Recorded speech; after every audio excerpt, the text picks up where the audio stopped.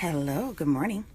Welcome to the Nocturnist Diary. This is Dr. Charmaine Gregory, and today I wanted to share with you a few of my favorite sugar substitutes. And when I say sugar substitutes, I am talking about refined sugars. Now, I do host a group every month.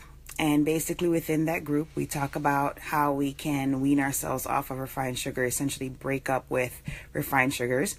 And it may seem like a very difficult thing to do, but once you start doing it, you see the difference in how you feel and how your body's functioning, and you eventually love it.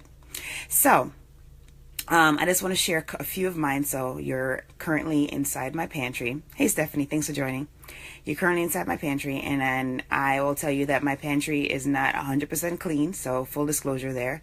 I do have a policy where I do try to eat 80% clean, and I do eat 20% dirty. So there are going to be some things in here that you might see, and you may wonder, well, why does she have that in there? Well, that's the reason why.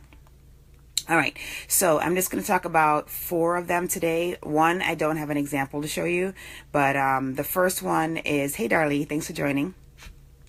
There's 4 of them, so I'm going to turn the camera around so you can see.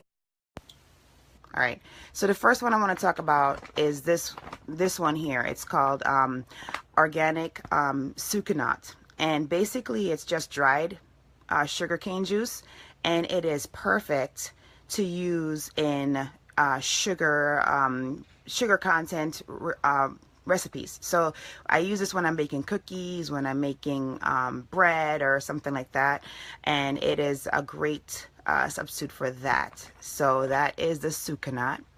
Then we have the blue agave, which you can use anytime you need to use refined sugar. So I use this in my tea. I will use it in when I'm making granola. It's like anything that you would typically use granulated sugars for. You basically can use the blue agave, and it tastes really good. It's sweet.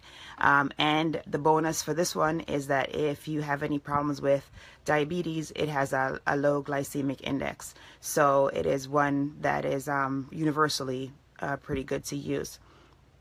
The other one that I like to use is honey. Now, this is not pure organic honey here, but this is the one that we typically get. You can get organic honey locally. You can probably find out if there is a honey dispensary near you, and you can potentially get your honey straight from there.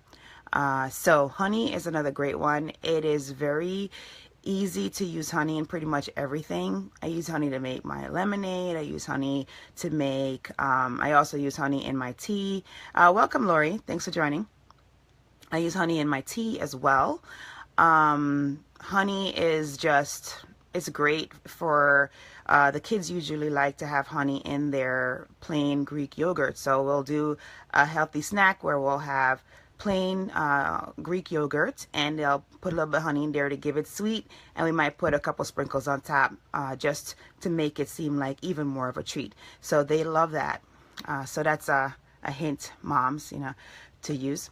And then maple syrup is another good one.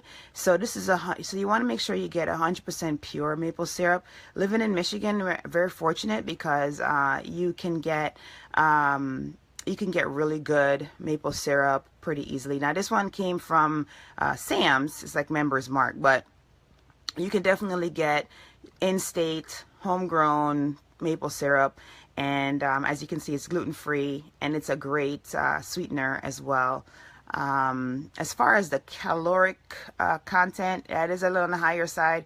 So 210 as compared to the agave, which is a lot less, which is 60, and the honey, which is also pretty low, which is 70. So if you're, it's not just watching the kind of sugar that you're taking in, but it's also watching how many calories is involved in each potential version of sugar that you take in. But nobody's saying that you should cut sugar out completely. What you need to do is really be careful, if you're thinking about having a cleaner lifestyle, is to definitely be careful of the kind of sugar that you're intaking in your body. So no refined sugars is the way you want to go. You want to go with, if you're watching your blood sugars because of diabetes, you want to go with one that has a low glycemic index.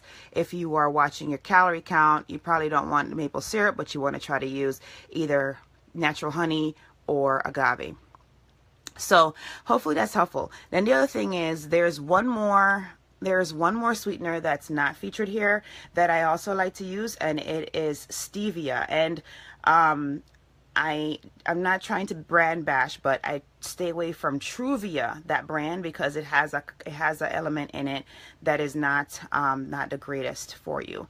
So I use the stevia, pure stevia, and you can get it in the little packets that you can literally like carry with you. So if you have to drink your tea or your coffee on the go, you can have your natural sweetener that will go with it and not have to worry about having to grab the refined sugars.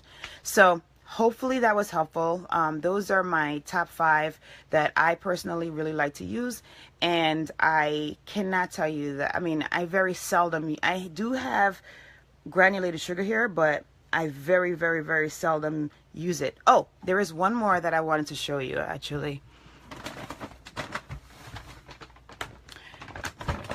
And it's gluten-free. I'll turn the camera back around again.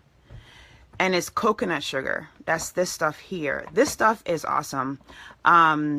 Coconut by itself has a lot of health benefits, as manifested from, you know, the electrolytes that are available and nutrients that are available in coconut water. The actual coconut itself has a lot of vitamins and minerals in it, and so the coconut sugar is really good. So this is a potential substitute as well for the, you know, things that you need to bake. So say, for example, they show you an example of chocolate chip cookies here.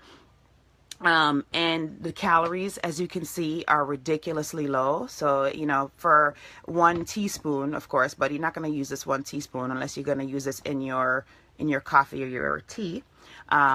This is 18. But even if you were to use a cup or something like that to distribute over a recipe, you're still talking about a pretty low calorie content. So this is another good one to have in your pantry to use in lieu of the refined granulated sugars. All right, so that's all that I have for you today. I hope that that was helpful. I know that it is tough to say goodbye to refined sugars because they're pretty much everywhere in everything that we eat, but you can definitely find substitutes that you can make those nice treats that you love and use better sugars to make them sweet. All right? So if that was helpful, please do share, comment below. And this is Dr. Charmaine Gregory. This is the Nocturnist Diary. And I hope that you will be strong, be brave, and unleash your greatness.